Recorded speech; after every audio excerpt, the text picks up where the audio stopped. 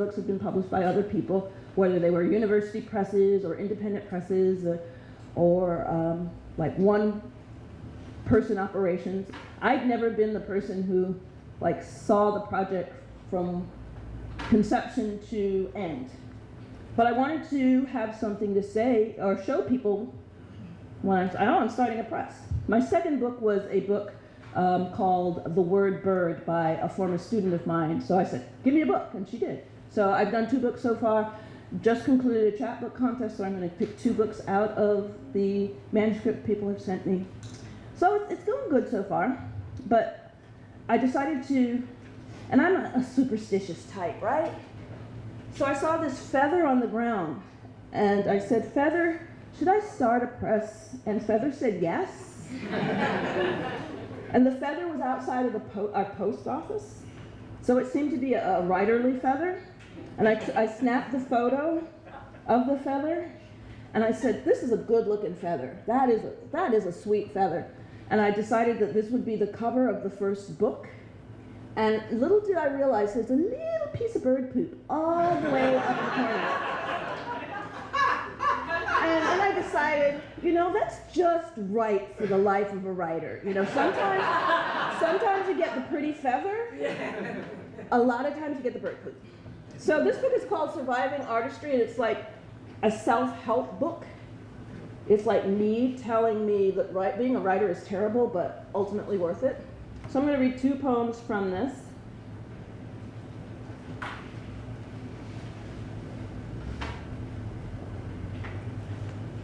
A lot of us, particularly women writers, we suffer from what's called imposter syndrome. No matter how many books you've published or awards you've won, you just feel like someone's going to find out that I'm not worth this. Someone's going to take the check away. That's right. So this is me talking to myself about feeling that way. Imposter. Talent makes me itchy. What do I do with it? Don't think I'm being bitchy if I run out of wit. Don't think I'm being salty if I'm not up to snuff. I'm gracious when I'm faulty, and isn't that enough? I could have done it better. I could have worked that out. I slipped under the weather and soon gave into doubt. I tripped over my phrases. I slipped on what I said. Should I give thanks and praises and carry on instead? Right here, you'll see my bruises, the scars I didn't fix. Is this some way to use this? Some wisdom in my mix? I have so little patience for my own messy lines. I scrawl another sentence and wait on the divine. Some bit of inspiration to guide my silly hand, some new determination, a more effective plan. Potential is a burden. It stuns me right to sleep. But when we dead awaken, we find what we should keep.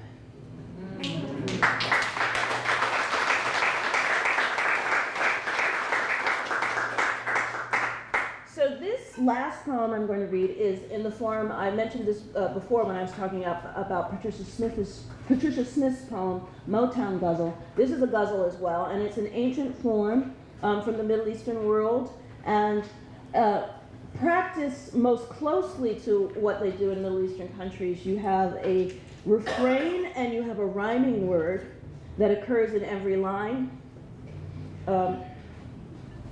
So this is my last poem, and again, thanks for making me part of this very excellent festival. I wish you 20, 30, 40, 50, 60 more years, long after we're dead. This is called Born Again Hustle. Try to spill me, and I will not die. Try to kill me, and I will not die. Roller coaster ride don't mean a thing. Thrill me, and I will not die. Got no prescription for this world. You pill me, and I will not die. Try to erase what I'm bringing in. You still me, and I will not die. Questions only lead to more regrets. Grill me, and I will not die. Bring me lunch, and then we'll talk. You fill me, and I will not die. You met the real me, weird me, shrill me, and I will not die. I've got a mind and so much ink. Quill me, and I will not die. Boil me down to all I am. Distill me, and I will not die. You're frosty to my skills. Chill me, and I will not die. Time on your couch isn't terminal. Bill me, and I will not die. Never met someone as tough until me, and I will not die. Do that.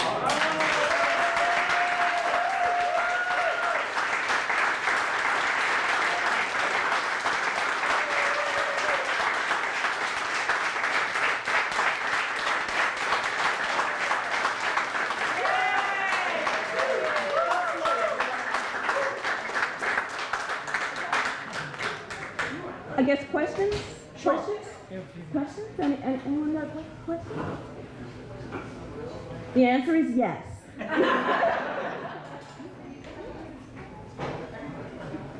Questions?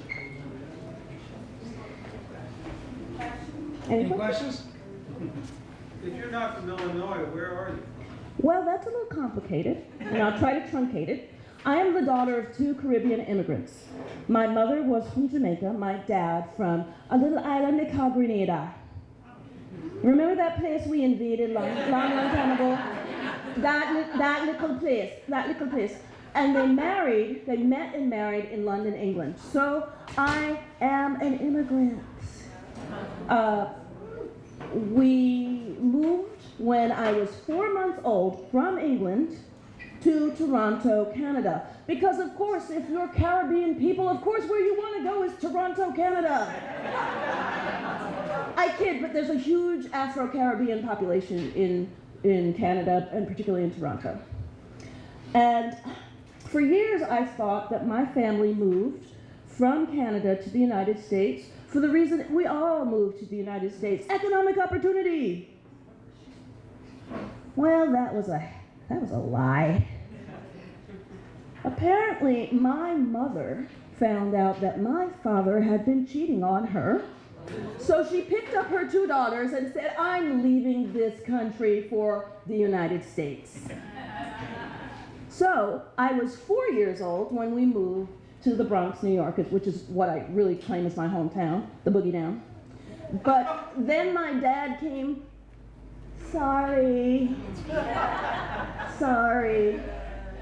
And there's this picture of me, because both my parents are deceased, so this was what my mom's best friend told me, and my sister, like we were visiting her. And she's like, you know why your mother came to the United States? And I said, well, she was a nurse, easy to get work. No, your father was cheating on her. I'm like, thanks. Just destroy my entire childhood, why don't you? There's this picture of me and a woman who is not my mother, and a very little bitty me. It's so cute. I'm about 3 years old, and it's obvious that the photo is not in the United States. So I'm wondering, was that the lady? Because I don't really know who caused this major life shift for my family, but that's my background. I went to college, of course, because if you grow up in New York, the Midwest seems like this exotic place. So I went to college in Ohio, and I chose the most literature-intensive college I could, which is a little school called Kenyon College. You may know the Kenyon Review, that's where I went to school. And then John and I met because John is from Little Rock, Arkansas. So where does a girl from the Bronx meet a guy from Little Rock, Arkansas? But Bloomington, Indiana. Makes perfect sense. And when I met John, it was one of those older graduate students meet the new crop. We were both there for our MFAs in creative writing. And I sat down next to him and I said, because I was cute, I said, I'm Allison Joseph, I'm from the Bronx, New York. And he said, I'm John Purple from Little Rock, Arkansas. I had my hand out to shake John's, and I literally pulled it back. Because the only thing I could think of connected to Little Rock, Arkansas was a little black girl getting spat on as she walked into a school. Yeah, that's all I could think of. And John said, you said Little Rock, 9 Little Rock, and I said Central High. 1957. So he acknowledged it right off. So and we've lived in Illinois for a long time, but we did do some time in John's home state of Arkansas. So this is my southern connection. And his folks are from Alabama. So this is another part of my southern connection. So that was a long answer. Well, Louisiana, we like to know where you're from. I know. And what I've noticed about Louisiana, you tell them where you're from, and they find a cousin for you somewhere. It doesn't matter where in the globe you're from. They'll find some relation. Did you bring books for sale? I do have books, yes, I do indeed. Any other questions? Thank you so much.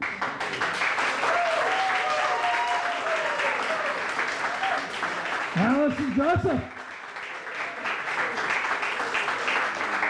Fantastic. And you're going to get her tomorrow, Patricia tomorrow, and Daryl tomorrow, and a bunch of other workshop, fantastic teaching artists tomorrow. Please go to the merch table, get a flyer so you know what events are taking place. We're going to take a very, very short break, and we're going to end up with Miss Patricia Smith in just a few minutes. Just take a short break. The surveys will be passed out or evaluations. Please fill them out so we know what we're doing right or wrong, and we appreciate it. Thank you. We'll be back in just a couple minutes. Thank you.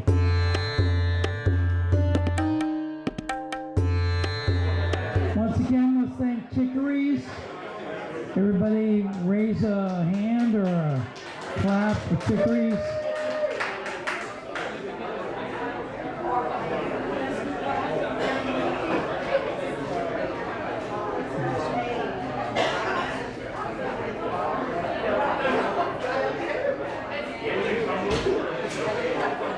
Okay, could everybody settle down? Take your places so we can continue. Appreciate it.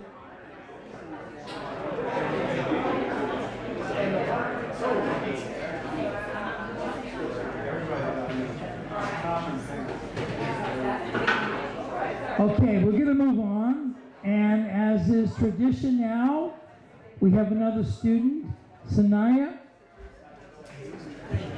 from Opelousas Junior High, correct? What grade? 8th grade. And Shania is going to introduce Miss Patricia Smith to y'all.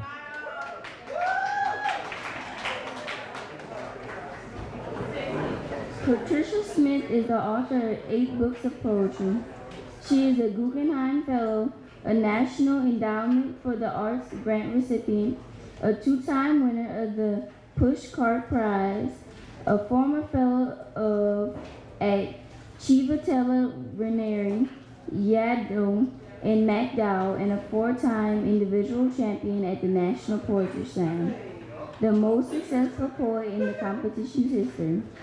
Patricia is a professor at the College of Staten Island and in the MFA program at Sierra Nevada College, as well as an instructor for the Cave Canem, the annual Volna Residency, and in the Vermont College of Fine Arts postgraduate writing program.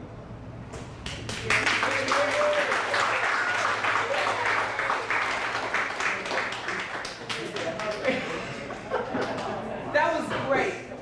He's in the seat already. That was fantastic. Oh, I'm over here. That's over there. It's gonna work out. I was really honored to be at your school today. I had a wonderful time. Thank you so much for that. You did a fantastic job. I'm also very happy to be here. I can't tell you how strange and mystic this whole place is. I'm related to everybody in here. Y'all don't know it yet, but if we talk for 5 minutes, it will be our eyes will get wide and you go, it's you, and it's happened. Okay, there are people here from like 1990, I haven't seen since 1999, and they walk in and they're related to other people I haven't seen for 25 years, and then there's somebody that I work with who someone I've known for 25 years has meant to, it's crazy. It's crazy. I love it though. I love it. It's fantastic. All right. You know, I'm going to put these on the floor because they're going to fall. I'm also very happy to be reading with Mr. Borg. And it's been and he sold his soul to somebody because he doesn't look any older. And really. And also the mistress of form. I love listening to you read form. It's just amazing. It's amazing. You are a classic, yes. All right, so this is a poem I do a lot, but I was thinking about it when I was in the school today. One of my first trips as a poet was to Dade County in Florida to work with a group of 6th graders. And what I do this poem a lot because it reminds me of the power of poetry to move you from one place in your head to a safer place. And I was there with these 6th graders, and there was a little girl there named Nicole, and her mother had just died, and she wanted me to teach her to write a poem about her mother. I am astonished at their mouthful names. Lacanicia, Chevalane, DeLeo, Fumaleo. Their rebellions and lip gloss pouts in all those pants drooped as drapery. I rejoice when they kiss my face, whisper wet and urgent in my ear, make me their obsession because I have brought them poetry. They shout me raw, bruise my wrist with their pulling, and brashly claim me as mama as they cradle my head in their little laps, waiting for new words to grow in my mouth. You.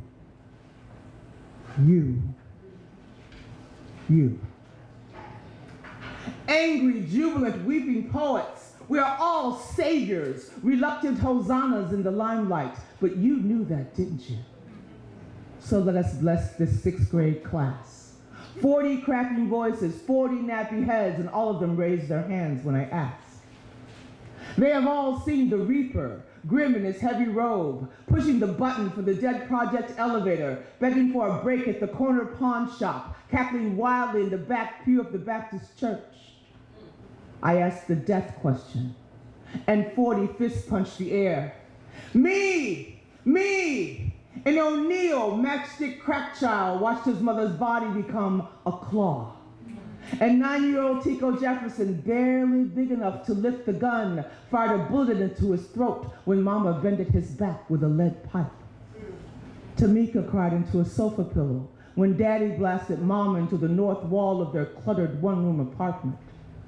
Danya's cousin, gone in a drive-by.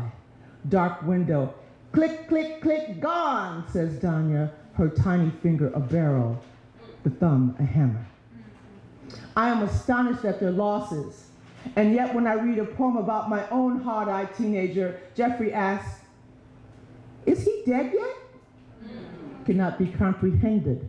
My 18-year-old still pushing and pulling his own breath. And 40 faces pity me, knowing that I will soon be as they are, numb to our bloodied histories, favoring the Reaper with a thumbs up and a wink, hearing the question and shouting, me, Miss Smith, I know somebody dead. Can poetry hurt us, they ask me, before crawling into my words to sleep? I love you, Nicole says.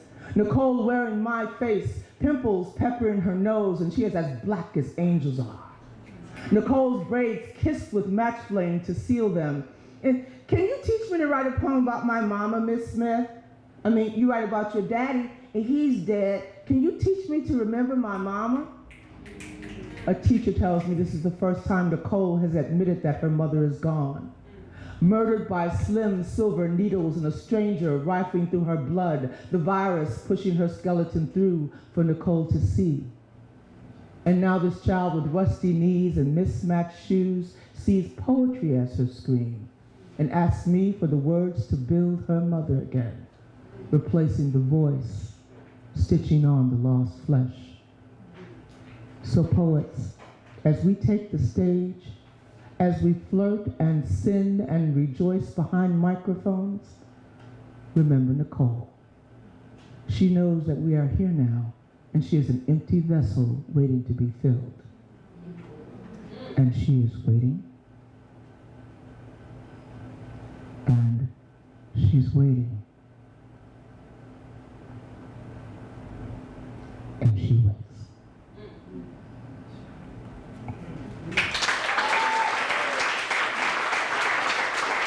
Thank you. Thank you very much. So, I teach this is at the College of Staten Island. I teach a lot of first-generation college students. I have to trick a lot of them into writing. So one of my early classes, I came in on the day they were supposed to have a final, and I said, "Good news, no final," right? And they were like, "Yeah," they carried me around their shoulders a little bit. And I said, "But I have something else I want you to do." So I asked them what their most difficult age was. So what was your most difficult age, anybody? 15? 13? 13? 57, yesterday? What, huh? 16? 7? You had a hard 7? Wow, okay, we're gonna leave that alone. All right, so I took this, and the consensus with the class was 13. And actually, if you think about it, 13 was pretty much universally miserable. Right? Okay, if you had skin at 13, something was wrong with it. Right? And then you had all this this nether region stuff that was going on that you didn't understand. The guy's voice is cracking. It was awful. So I said, here's your new final. I want you to write me a poem about being 13. I want it to be 13 stanzas, 13 lines each stanza, 13 syllables each line. Don't you wish you were in my class? So I don't give my students anything unless I do it too, because my 13 was definitely different from their 13. So I'm going to read you some things about my 13, and I'm not going to read all 13 of these. I'm going to read a few selected ones.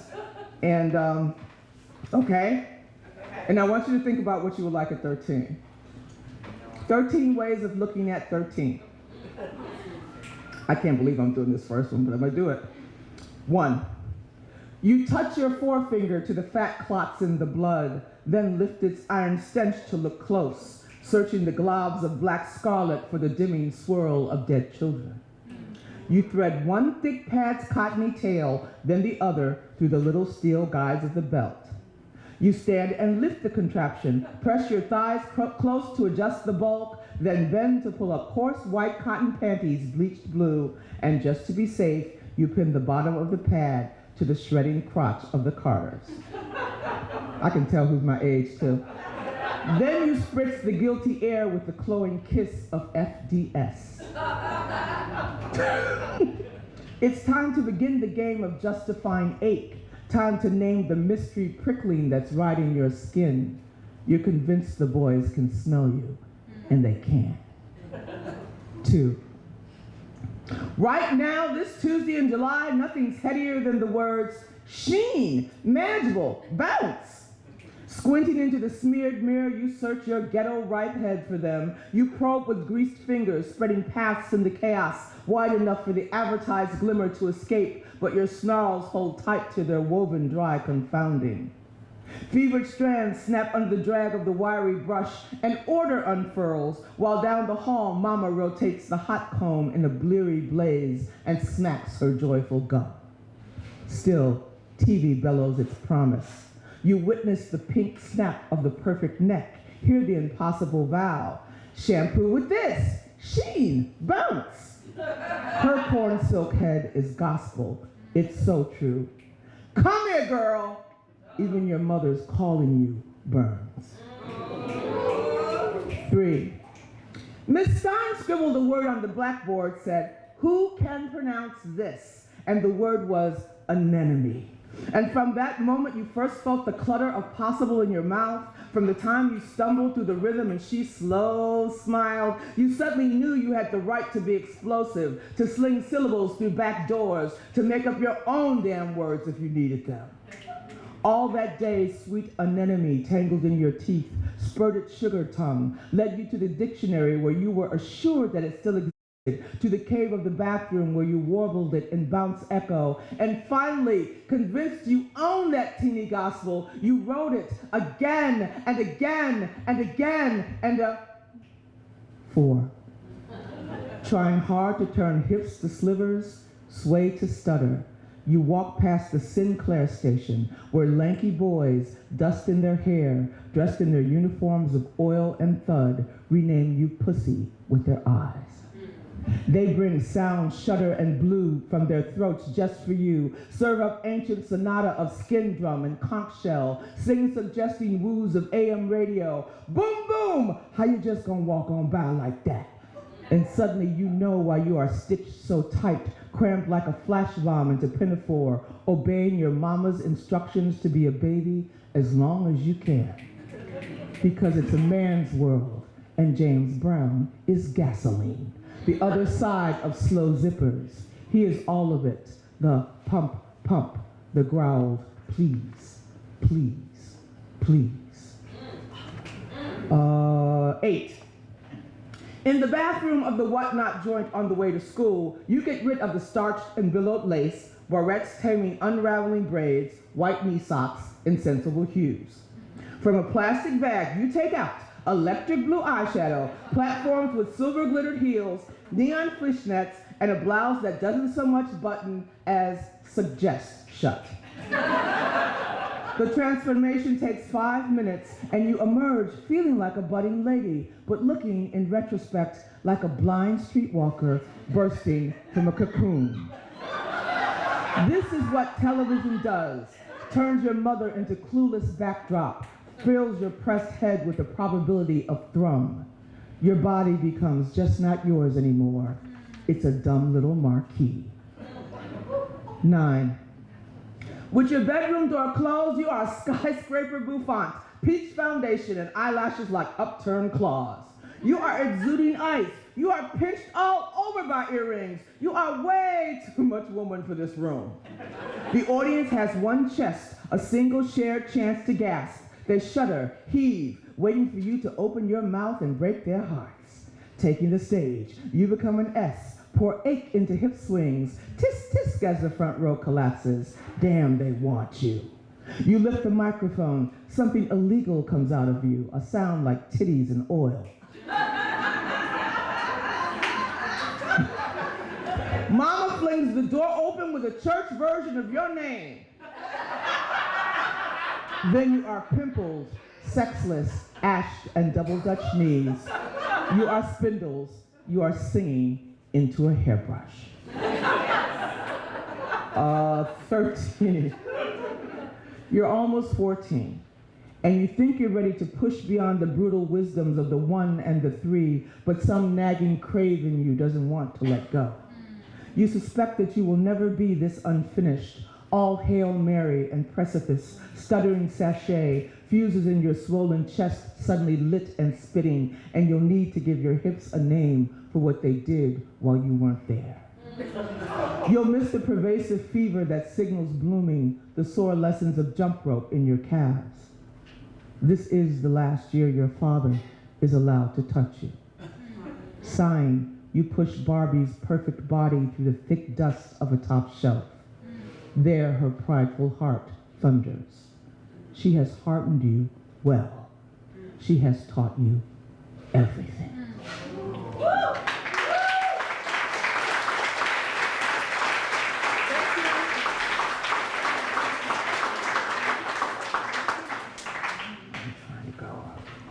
Do we have can somebody give me because I know Chicory's not trying to let us stay here all night.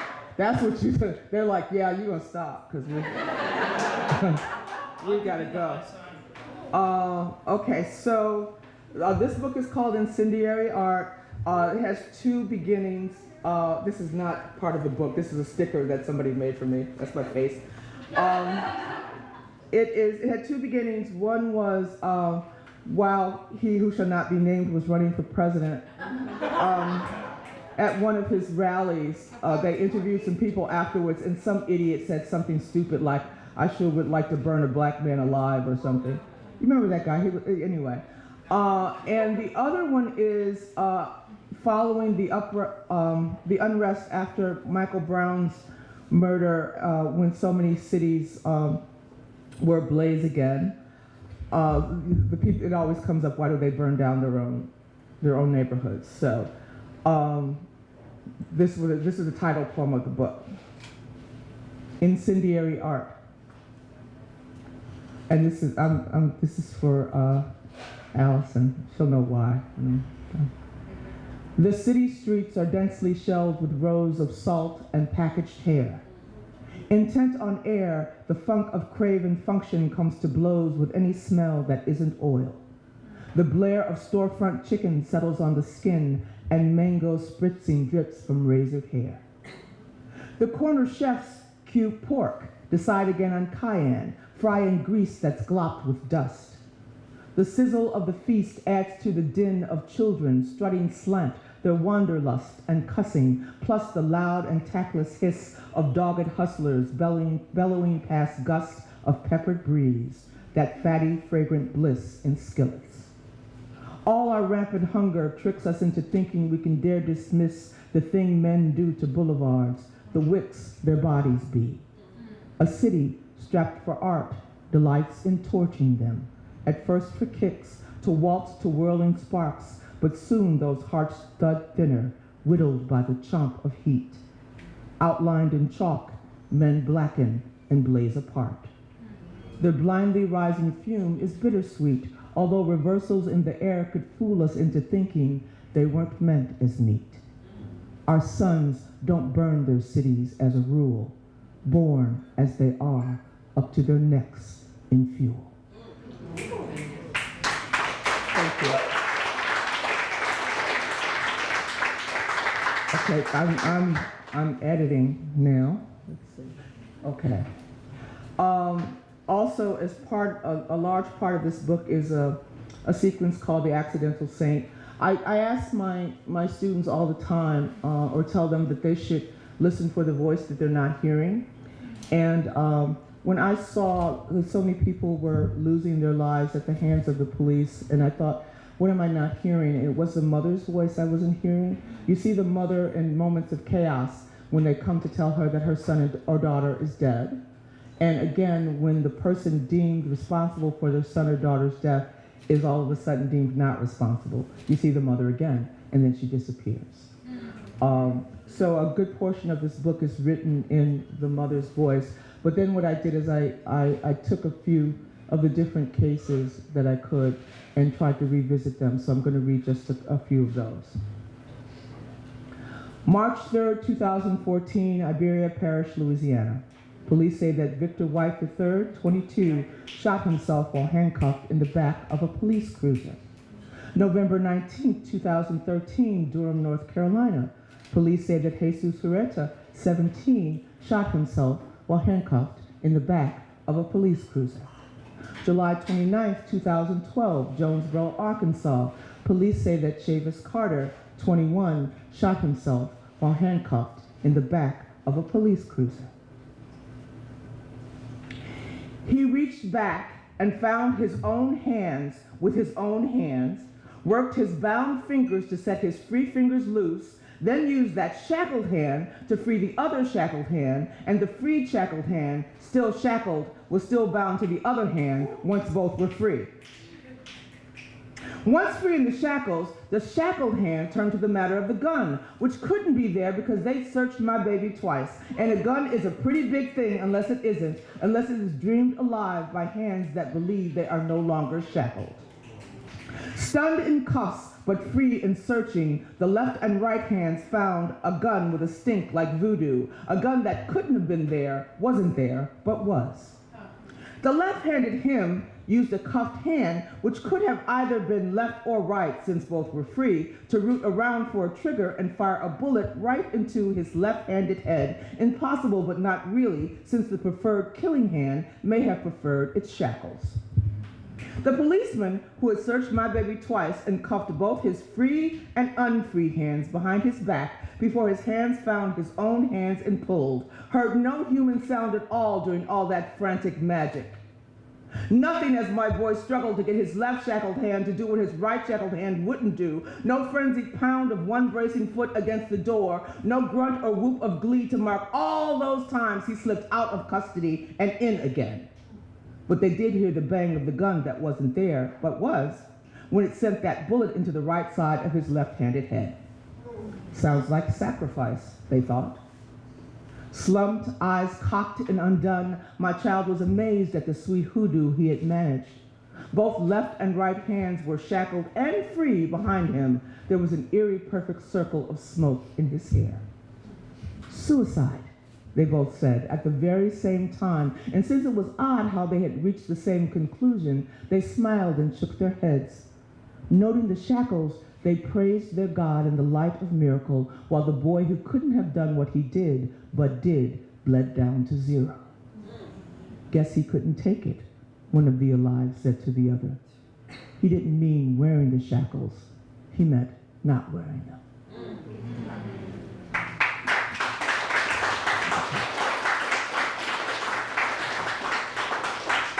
March 12, 2012, Pasadena, California. Kendrick McDade, 19, was chased and shot 7 times by 2 police officers after a 911 caller falsely reported being robbed at gunpoint by 2 black men.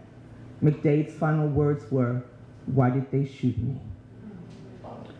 Because walk, because upright, because Africa, because decision, because Tuesday, because loaded gun, because running, because too black, because identified, because uniform, because breathless, because unable, because America, because your mama, because Mississippi, because uniform, because Obama, because the chase, because unarmed, because convenient, because mistaken, because threatened, because ritual, because no one will miss you, because no one will miss you, because beast, because innocent, because they could, because they could, because they could, because they... I usually give my boys names anybody can remember. Scapegoat, target, perp walk, oversight. The name Kendrick so squashed his potential, he should have been victim, identify, bullseye. How about accident? Perfect. I never had children. I just had accidents.